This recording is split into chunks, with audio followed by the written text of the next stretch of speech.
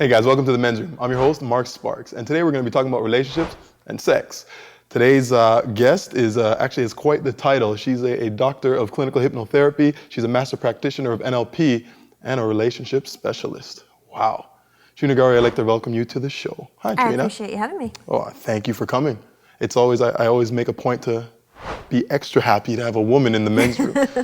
So, I mean, let's get right to like that titles. Wow. Mm-hmm. Well, basically, it's a big title for just how does the mind work? Particularly in relationships, how does the mind work? In order for us to experience something, it has to go through a lot of different filters. So it filters through all of our past experiences in relationships, could go into our childhood experiences from, how we saw our parents interact within a relationship. Right. There's a lot of different factors that go into that, which makes it kind of complex. If we're looking at someone who's going into a bar, when they see a person that they're interested in, what initially comes up for them is everything from the past. So we're just not walking into a bar and saying, oh, look, there's that person that I'd like to speak to, I want to meet. You look at that person, you say, here's this person, I want to speak to her, and then your stuff comes up from the past. So it's kind of like little mind chatter, whether you're hearing it or not. What comes up is, how were you the last time you approached a woman in a bar? Right. How do you feel right now in that moment? Are you feeling confident? Are you feeling insecure? Are you imagining her turning you down? Our emotions come from our unresolved things. Any unresolved situations that have occurred in our life. When we're children, a lot of experiences take place. So if a child, is out in the playground and they want to swing on a swing and the kid swinging the swing next to them says something bad to them, they might immediately associate anytime I'm going to go sit next to somebody, something bad is going to happen. If that child then grows up and they're on the dating scene, all those feelings from that childhood experience will come up when they're going to sit next to somebody. So what's really important is that we can look through our past and we can actually work to resolve those issues. I don't remember that time when I was on the swing and someone pushed me off. So how do I get to a point where I can even recognize that I have, this baggage? And then the next step is, well, how do you kind of deal with it? Well, and you're right about that, is that we often don't remember specific experiences that occur that led us to believe something. It's all stored at the unconscious or the subconscious level. A technique like hypnosis is really great for accessing that information because you go to that deeper level, you go to that other part of yourself where all of that information is stored. But the thing is that we don't necessarily have to find out these specific events in order for us to do something about it. You just need to know, how is this a problem in my life right now? So if it's a problem that every time I'm interacting with somebody I'm feeling insecure, that's what you want to work on. Okay, so it's the emotion, not necessarily the incident that we have to find. Right. And there are techniques that go and can work with the incidents or just the emotions. And the beauty of your unconscious mind, your subconscious mind, is that it will take care of all of that for you and you don't need to worry about it. What do you mean it'll take care of that for me? Well, for example, in my line of work, I guide my client to specific events or a specific emotion. So if we work with insecurity, we can go and just work with that and how insecurity affected their life, year after year after year. And we can actually release that emotion, release the charge, is what we would say, release the charge on the emotion so that those events no longer have that power in our present moment. Emotions are there for us to teach us something. They're our own way of saying, hey, look, pay attention to this. And if we don't pay attention to it, then that emotion can get stronger and stronger and stronger until we finally say, okay, look, what is this? What's going on? What is it that I need to learn from this? What is that emotion trying to tell me? Well, you talk about emotions teaching us something. Do we just keep missing it until it becomes such a big problem that you have to deal with it? Well, or can you do that? Can you deal with it earlier? You can deal with it earlier. It's almost like the first time you have that emotion, it's at the level of a whisper. And just listen to whatever that internal sense tells you. You can get it. However, if you ignore it when it's a whisper, it will get a little louder. Right. And if you ignore it when it gets a little louder and you keep ignoring it, it will become a full-blown problem. It's all about paying attention. Right. Which is actually something that's really key in relationships, is paying attention to your partner and to the relationship as a whole. I mean, guys, we listen, ish. Of course, guys pay attention, and women pay attention. We just pay attention differently. If I'm paying attention to you in the same way that I would want someone to pay attention to me, that might not work for you. You might still think that I'm not paying attention to you. Let me put it in these terms.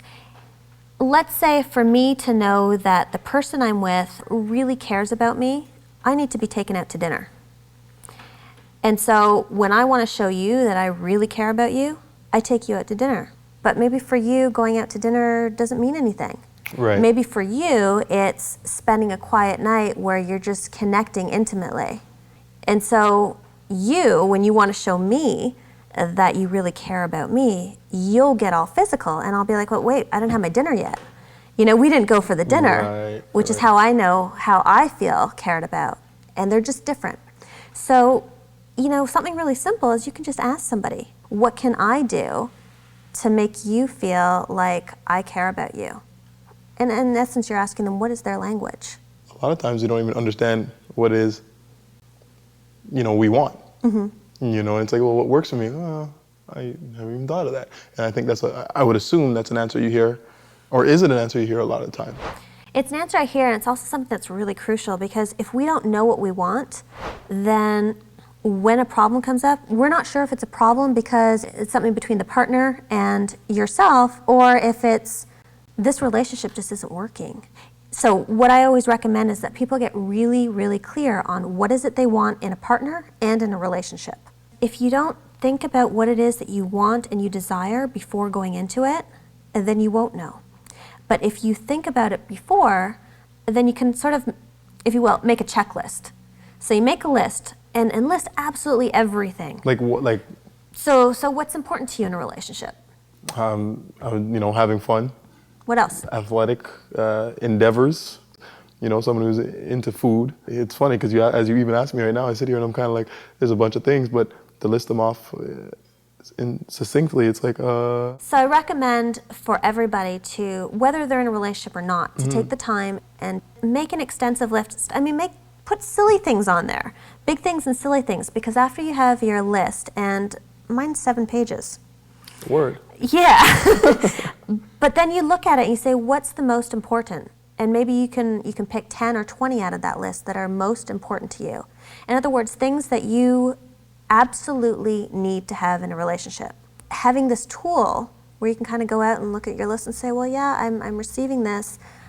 This is a place that we connect, and all these things are great, but my top 3 needs, desires, wants are not being met. You're going to feel lacking in that relationship. Right. We can go deeper, we can get really complex. We can look at why we want those top things. So if, for example, if somebody's in their top 5 is safety, they need to feel really safe with this person.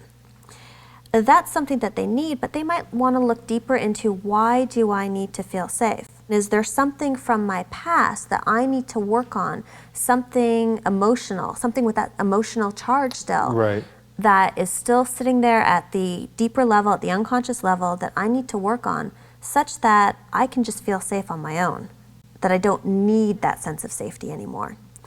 I think many people, myself included, are drawn back to relationships or to types of people that don't work. And your friends will be like, oh, why are you dating that girl? Or she's just like such and such. And you're like, no, she's, and then 2 weeks later, or 3 weeks later, or 3 months later, you're like, frig. Or, you know what I mean? And then you go, I'll never date someone like that again. And then all of a sudden, next month, it's like, ooh, I found this girl, and so I like to think I'm not a stupid guy. And what brings us back to that?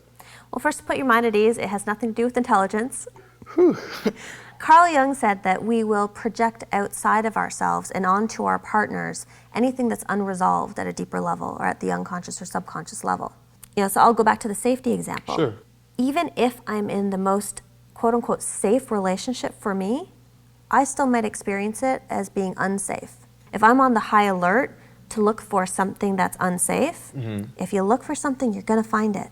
Right. So if I'm feeling unsafe with a partner and I break up with them, my next relationship, like you said, I'm going to be with somebody who's going to be great in the beginning. I'm going to feel like, yeah, I feel incredibly safe, and then something will happen. Chances are completely unrelated to safety, but I'm going to associate it with that. I'm going to create the meaning in my mind. And that's where we can run into a lot of trouble, because we create meaning in our mind that has nothing to do with the situation. If I'm really, really busy at work, and let's say my boyfriend will take that to mean that I no longer care, because just suddenly I'm really busy. I'm not usually really busy, but now this week I am. I'm exceptionally busy. So if that person takes the meaning to be she's busy, she doesn't care, it's not true. Right. It's not real. It's not how I feel. It's not a reflection of that. It's just a meaning that they've created in their mind. Right. They could just as equally have created the meaning of, okay, well, couldn't that mean that she is working? You know, so it's like rationalizing it. Play detective with yourself. Right. You know, and have fun with it too. Relationships are supposed to be fun.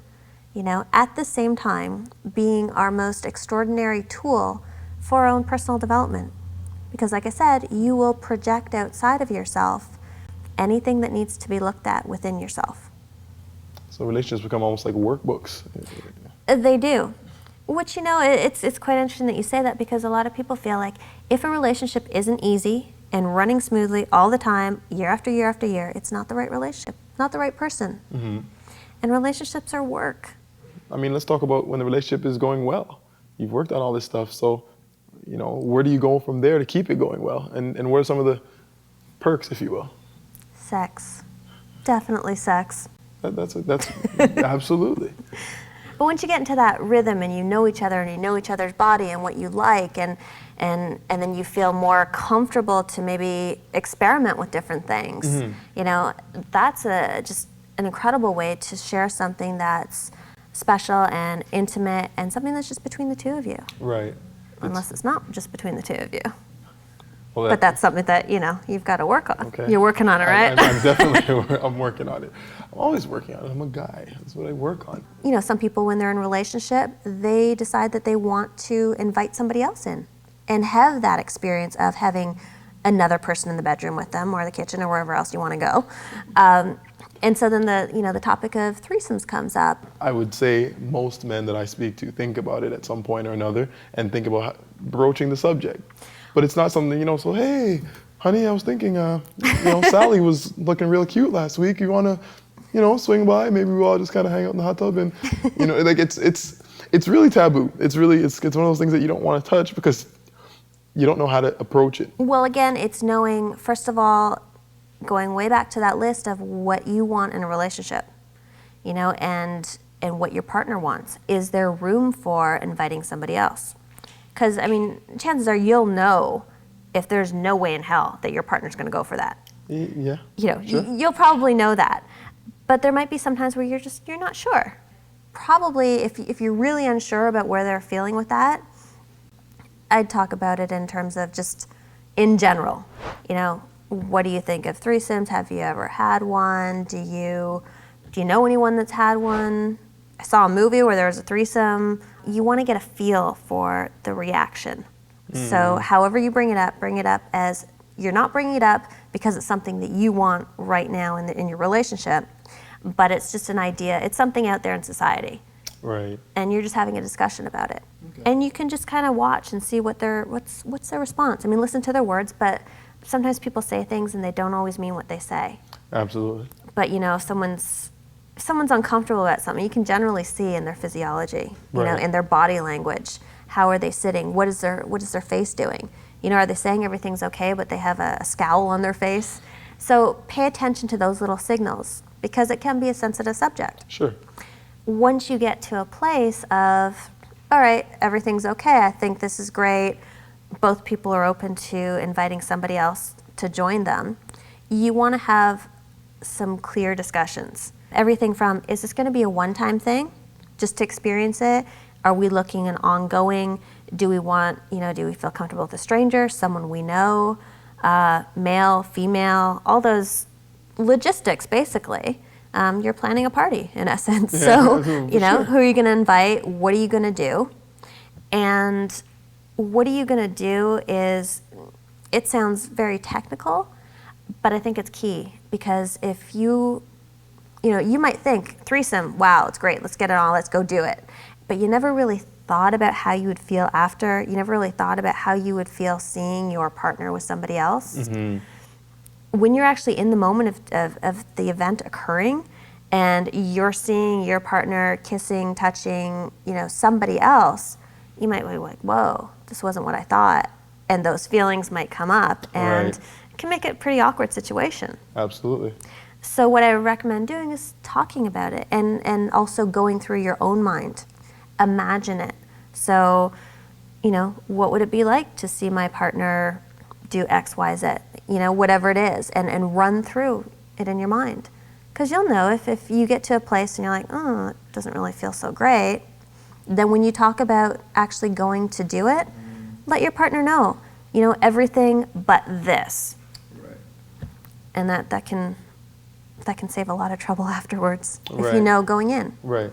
So it's a game plan, and it's still going to be fun and exciting, and everything you wanted it to be.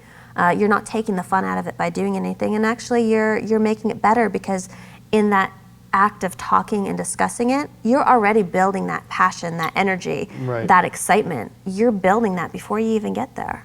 So it's good all the way around. That's a good point. I think we discount the fact that conversation about sex makes sex better, and the build up and all that stuff. Now, one of the things I do want to ask is, I think guys look at sex sometimes as get to the end, ejaculate, and that's, that was good sex. Women think about that too. It's like, how do you know it's over? Well, it's over when it's over. Right?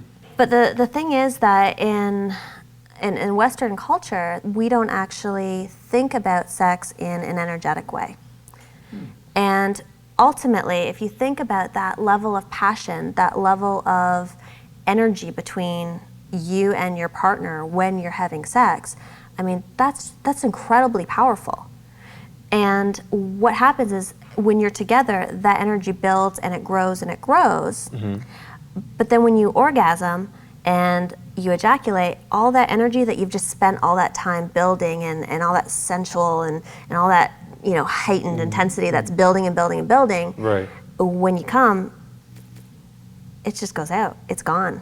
And Right. it collapses. It's over, and roll over and go to sleep. Right. In Eastern societies, they look at that energy as a sacred energy. In essence, instead of blowing that energy out, you're bringing it back up, and you're recycling it, not only through your own body, but through your partner. And if you can look at it sort of like a figure 8 of that energy cycling between partner, and you have that going, even when you're not having sex, that energy is flowing between you. Oh, wow. Yeah. Yeah. Whereas if you come and you roll over, the energy stops. And the next time you're together, you're starting from scratch. So if you think of the sexual act and what you're creating, of course, I mean, sex is fun. Experience it and everything that it has to offer. But if you're also thinking about it in a way to connect and build and unite, then you carry that experience. So day after day, that experience, that intensity, that a vessel that you're creating between the two of you, if you like, it is there. And that becomes a very sacred vessel. And it holds the energy of your relationship. And if that vessel gets cracked, if it gets broken, the energy starts to dissipate and becomes weaker. So where are you talking about these cracks coming from? Like, example. Well, example, if you ejaculate, learn what you need to do. And for men, it's about building different muscles in your body so that you can, when you're on the verge and you're on that place of about to come, you can actually use those muscles to pull the energy in. So you're more talking about in the moment. So that's in the moment. Over time, if you are, and everybody has a different set of what's okay for them in a relationship and what's not. Right. But if you're in a relationship that it's a monogamous relationship, and that's what the two of you desire, that's what you've agreed to in essence, and one of you is, sending flirty text messages to someone else, or, is being really flirty at work, and maybe even touchy-feely with somebody else, that can be looked at as a crack in that vessel. Because your energy that you normally would be giving to your partner, that flirty, sexual, fun, playful energy that normally you would be giving to your partner, you're now giving to somebody else. Right. So find out from your partner, what is it that they need from you to reassure them that, one, that's not happening, and that, two, that they are the only person that you're interested in. Because I can tell you what it would be for me, but it's going to be different from your partner and whoever else. So ask. You might be surprised. What does the saying go? Look out for the quiet ones. They're always the crazy ones in bed. Well, if you're looking at somebody as, oh, they're quiet and shy, maybe what they want is for you to just come out and just take them and grab them, but you won't know unless you ask. Right. So, hey, if you want to spend your life with this person, or at least this period of time that you're with them, be open. Just talk about it. Get to know the person you're with. Yeah. It might surprise you. And that's sometimes some of the greatest surprises. Oh, yeah. Well, Trina, thank you so much for venturing into the men's room. I really appreciated all the information that you've given us, and some of it was really, I know it hit home here, and definitely I'm sure it hit home out there. Thank you very much. Thanks, Mark. And we'll see you. Trina gave us a lot of information, so let's take a look at our 5 takeaway points. Point number 1, it's important to become aware that we sometimes create meanings in our mind that have nothing to do with our current situation. Become aware of these negative associations from your past and clear them out so they don't affect your future. Point number 2, emotions are there to teach you something. Listen to them and identify what they're trying to teach you. If you ignore them, then they can become a serious problem in your life. Point number 3, get very clear on what you want in a partner and a relationship. If you know what you're looking for in life, you'll often find it. Make a list of qualities that you want and don't want. It'll help you clarify your outcome. Point number 4, relationships are supposed to be fun, and that includes trying new things sexually. If you're interested in bringing another woman into the bedroom, talk to your partner about it. Be open and honest, and make sure you set up boundaries of what is and isn't okay. Point number 5, sex is energy and should be cultivated between you and your partner. Work to maintain this energy by cycling it back between you and your partner through breathing exercises and withholding ejaculation. With practice, this skill can greatly enhance your sexual experience and build a stronger connection between the two of you. And remember, there's no such thing as failures, only opportunities to learn. And in life, class is always in session. I'm your host, Mark Sparks. We'll see you next time on The Men's Room.